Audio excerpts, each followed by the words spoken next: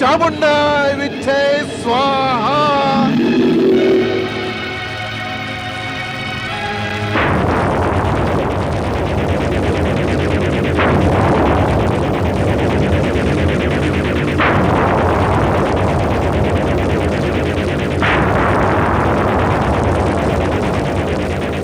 ఐం హ్రీం క్లీం చాముండాయ్ విచ్చే స్వాహ.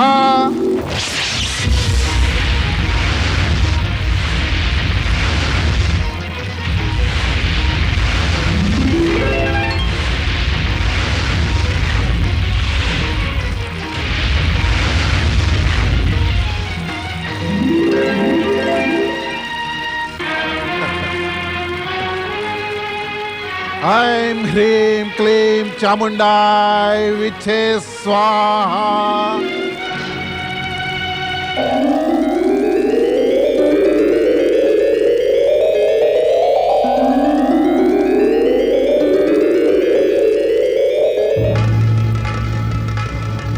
యజ్ఞపితా త్వష్ట ప్రణామం. యజ్ఞపితా త్వష్ట, నేను విశ్వరూప త్రిశిరుణ్ణి. తమకు నేను యజ్ఞపుత్రుణ్ణి. తమ కోరికలను సాకారం చేయటానికై ఈ యజ్ఞం వల్ల ప్రత్యక్షమయ్యాను. ఆజ్ఞాపించండి, నేనేం చేయాలి? యజ్ఞపుత్ర త్రిశిర, నేను నిన్ను ఇంద్రుడిపై నాకు జరిగిన ఘోర అవమానానికి పగ తీర్చుకోవటానికి ఉత్పన్నం చేశాను. నాకు తెలుసును నీవు అపార శక్తివంతుడివే. కానీ ఆ ఇంద్రుణ్ణి దండించటానికి అవసరమైనటువంటి బలాన్ని నీవు కేవలం తపస్సు ద్వారానే పొందగలవు. అందువల్ల నీవు వనంలోకి వెళ్ళి ఆ బ్రహ్మదేవుని ఆరాధించు. ఆయన నుంచి అమరత్వాన్ని వరంగా పొందు. ఆ తరువాత మనకు పరమశత్రువైన ఆ ఇంద్రుడిపై ఘాతక ప్రహారాలు చెయ్యి. యజ్ఞపిత, తమకు నా శక్తి ఎటువంటిదో నమ్మకం లేదా? నీ శక్తి గురించిన నమ్మకంతో ప్రసక్తి లేదు వత్సా. ఆలోచించవలసినది, వజ్రధారి ఇంద్రుడు బలశాలే కాదు, ఎంతో మోసగాడు, కపటి. అతడు నిన్ను నాశనం చేయటానికి అథమా నికృష్టోపాయాలను ప్రయోగిస్తాడు. అందుకే నీవు ముందుగా అమరత్వాన్ని వరంగా పొందాలి సుమా. అప్పుడే సురక్షితంగా ఉంటావు. అందువల్ల నీవు నా ఆజ్ఞను పాటించాలి. మీకు మీ యజ్ఞపుత్రుడి శక్తులపైనే నమ్మకం లేనప్పుడు మీ ఆజ్ఞను పాటించడం అనేది నాకిక తప్పనిసరి.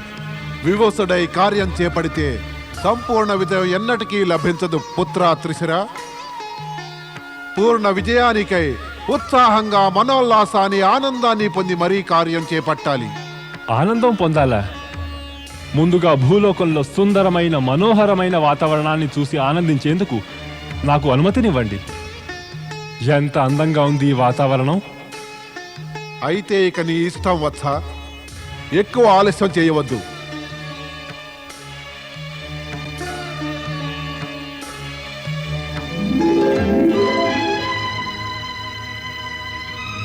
మూడు తలలు కలిగిన ఈ వింత ప్రాణి మనకొక అతి భయంకరమైన విపత్తును కలిగించగలడు. అందువల్ల అతన్ని ప్రాణాలతో వదలరాదు. జాగ్రత్త! ఓ దేవేంద్ర, జాగ్రత్త! మీరు నన్ను సంప్రదించకుండా త్వష్ట మహర్షిని అగ్నితోనూ వాయువుతోనూ వేధించారు. అయినా కూడా అతడికేమీ మీరు హాని కలిగించలేకపోయారు. ఓ విషయాన్ని మీరెన్నడూ మర్చిపోకూడదు దేవేంద్ర. త్వష్ట మహర్షి శక్తి ఉపాసకుడు. మీరతడిలో క్రోధాన్ని రగిలించారు. మీరు గనక మళ్ళీ అతడికి హాని కలిగించ ప్రయత్నిస్తే దానివల్ల మీకు నాశనం తప్పదు. అయితే త్వష్ట మహర్షి ప్రతీకారానికై ప్రయత్నిస్తూ ఉంటే చూస్తూ ఊరుకోమంటారా దేవగురు? స్వర్గానికి దేవతలకు కలగనున్న ఈ విపత్తును మేము ఎదుర్కోవద్దంటారా? అందరినీ ఆపదకు గురి చేయమంటారా? లేదు దేవగురు, లేదు. అందుకు నేనెన్నటికీ ఒప్పుకోను. అయితే మీరు నా సూచనను పాటించదలచలేదా? మీ సూచనను నిర్లక్ష్యం చేయాలని నా అభిప్రాయం కాదు దేవగురు. కానీ ఒక్కటి మాత్రం చెప్పదలిచాను.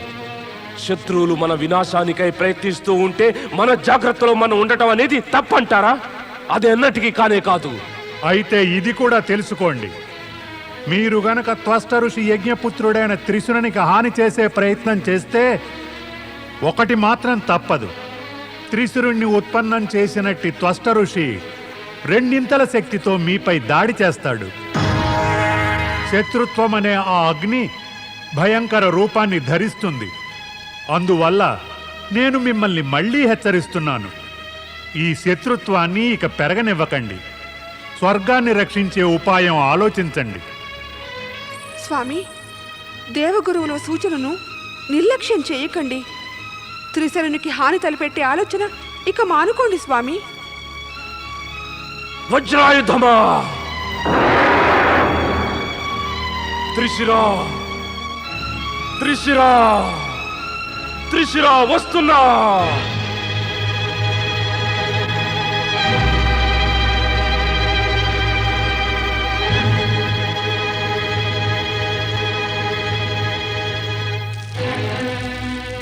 सर्वस्वरूपे सर्वेशे सर्वशक्ति समन्विते भयभेस्त्राहिनो देवी दुर्गे देवी नमोस्तुते।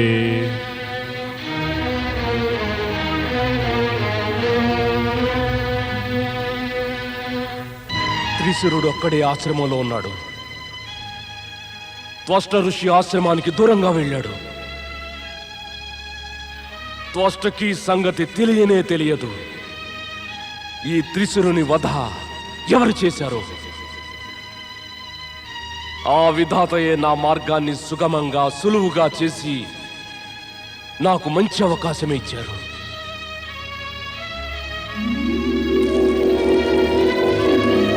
త్రిశిరా, ఎవరు నీవు? నీవిక్కడికి ఎందుకు వచ్చావు? అది నీవు తెలుసుకోనవసరం లేదు.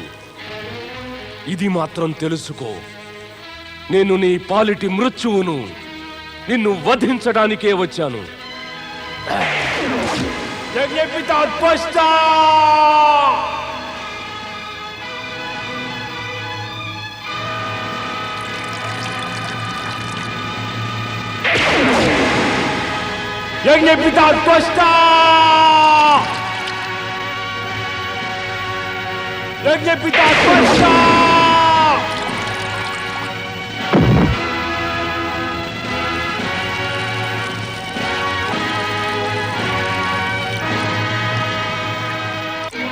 పదండి, ఆశ్రమానికి పదండి.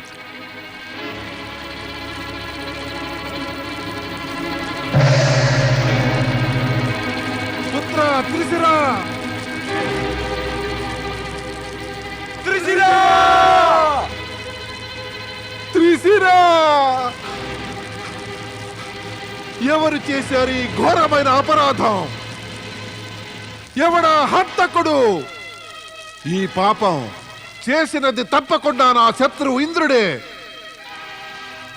ఓరి ఇంద్ర, నీవు మోసంతో నా యజ్ఞపుత్రునే వధించావుగా. నీవు శక్తి ఉపాసకుడైన త్వష్ట మహర్షి సిద్ధులనే ఎదురిస్తున్నావు. నీవు దీని దుష్ఫలితాన్ని అనుభవించక తప్పదు. నేనిక నిన్ను, నీ స్వర్గలోకాన్ని కూడా భస్మీపటలం చేసేస్తాను. మాతా శక్తి, ఓ పరమా శక్తి, ఓ అనంత శక్తి, ఓ ఆది శక్తి, నాకు ఎంతో శక్తిని ప్రసాదించు. నాకెంతటి శక్తి కావాలంటే నేను నా శత్రువైన ఆ ఇంద్రునికి తగిన దండన తక్షణమే విధించాలి. దేవగురు, నా స్వామి ఇంకా తిరిగి రాలేదే? ఎక్కడున్నారో? ఆయన కుశలమేనా? దయచేసి చెప్పండి దేవగురు, ఆయన క్షేమమే కదా?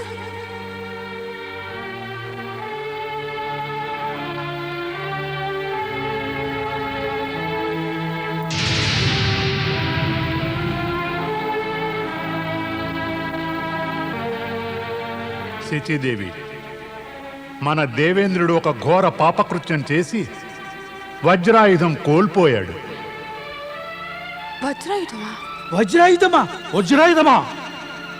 దేవగురు, మన దేవేంద్రులు ఎటువంటి పాపకృత్యం చేయడం వల్ల తన వజ్రాయుధాన్ని కోల్పోయారంటారు? అదేదో ఆ దేవేంద్రుడే వచ్చి ఇక మనకు చెప్పాలి.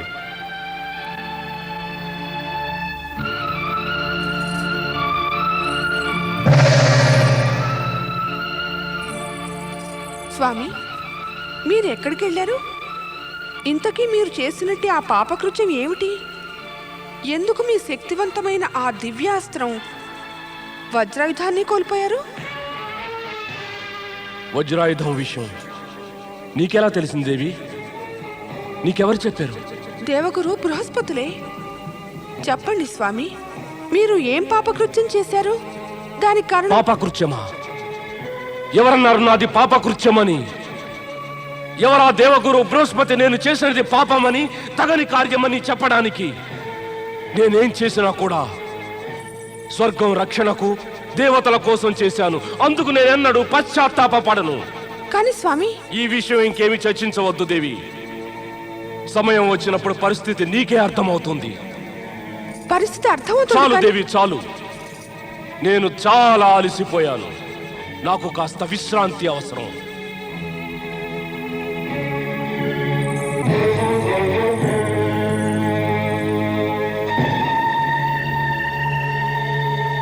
దేవేంద్రుడు చేసిన పాపకృత్యం ఏమిటో ఆ సంగతి సచీదేవి అడిగినా కూడా దేవేంద్రుడు చెప్పలేదే.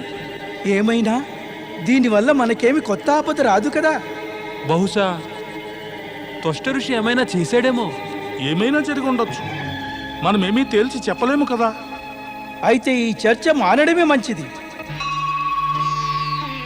ఓ శక్తిమాత, ఓ పరమశక్తి, ఓ అనంత శక్తి, ఓ అనాది శక్తి, పరాశక్తి, దేవేంద్రుని కారణంగా త్వష్ట మహర్షి తప్పక క్రోధితుడవుతాడు. అతడి క్రోధ ప్రతీకార వాంఛల నుంచి స్వర్గాన్ని కాపాడవమ్మా, స్వర్గాన్ని కాపాడు.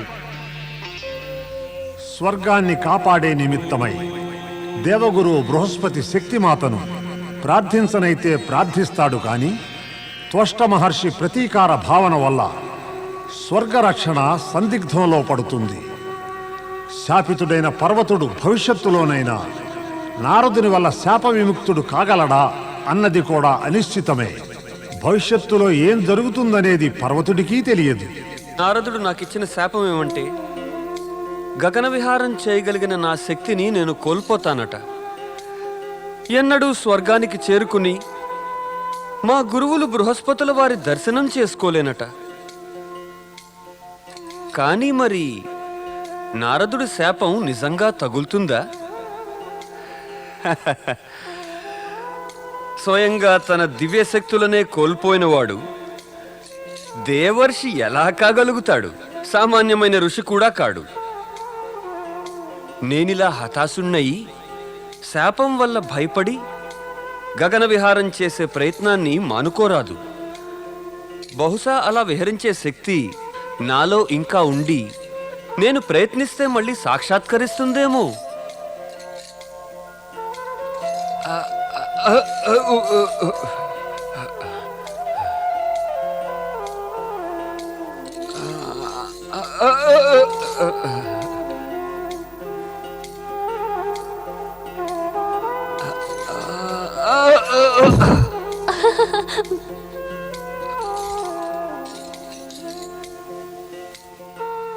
ఈ కన్య ఎవరో నన్ను చూసి నవ్వుతోందే. నా మగతనాన్నే ఈమె అవహేళన చేస్తోందా? ఇక నేను ఈ చెట్టెక్కి ఎగిరేందుకు ప్రయత్నం చేయవలసిందే. అప్పుడే ఎగరగలను.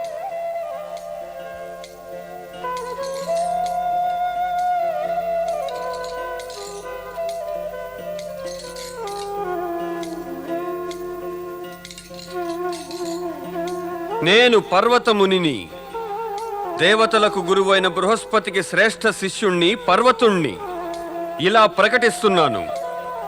నాకు గగన విహారం చేయగలిగే శక్తి ఉన్నది. నేను మునిపటిలాగే సహజ సిద్ధంగా ఆకాశంలో ఎగరబోతున్నాను. దివ్య శక్తి విహీనుడైన నారదుని శాపం ఈ విషయంలో నా శక్తికేమీ అడ్డు రాబోవడం లేదు. నేను ఎగరబోతున్నాను. తప్పకుండా ఎగురుతాను. ఎగిరే తీరుతాను.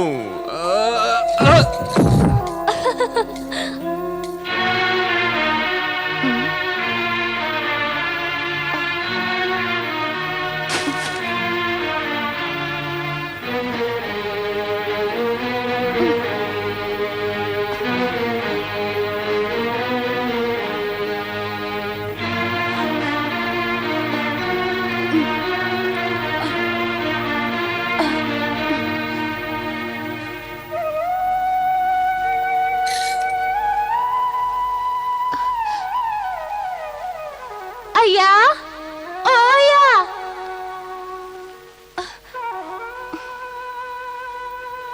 ఏటైందమ్మా వన్య? ఏటైంది? ఏటైంది?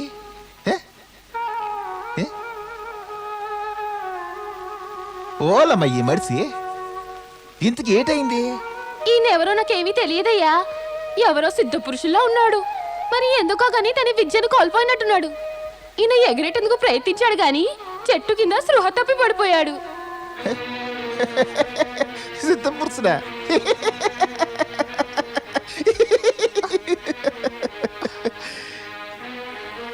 సిద్ధపురుషుడే కాదు, ఎవడో పిచ్చి సన్నాసిలాగా ఉన్నాడు.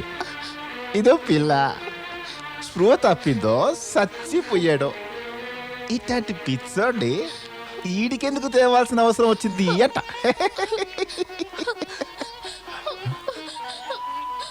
ఏటైందమ్మా? ఏడుతున్నావేటి? అయ్యా, నీవే అనేవాడివిగా కష్టాల్లో ఉన్న వారికి సహాయపడ్డావు అనవాసులైన మన ధర్మం అని. నేను ఈయనకి సహాయం చేద్దామని తెస్తే నీవు చచ్చిపోని అంటావే. సర్లే, ఇంకోరుకో తల్లి. అయ్యా, ఈయనెవరో సామాన్య మానవుడా లేడు సుమా. అసలు ఈ విషయం నీకెటా తెలిసేటి? సామాన్య మానవుడు కాడని. చెట్టు మించి పడినా చావలేదయ్యా. అయ్యా, నీకేవో ఆకులు మూలికలు లాంటివి తెలుసు కదా, అవి వాడితే పోతున్న ప్రాణం తిరిగి వస్తుంది కదా. అయితే మరి నీవిలా స్పృహ తప్పిన వాణ్ణి బతికించలేవా? సర్లే, నేను అడవికెళ్ళి ఇతగాడికి వనమూలికలు అవి తీసుకొస్తాను.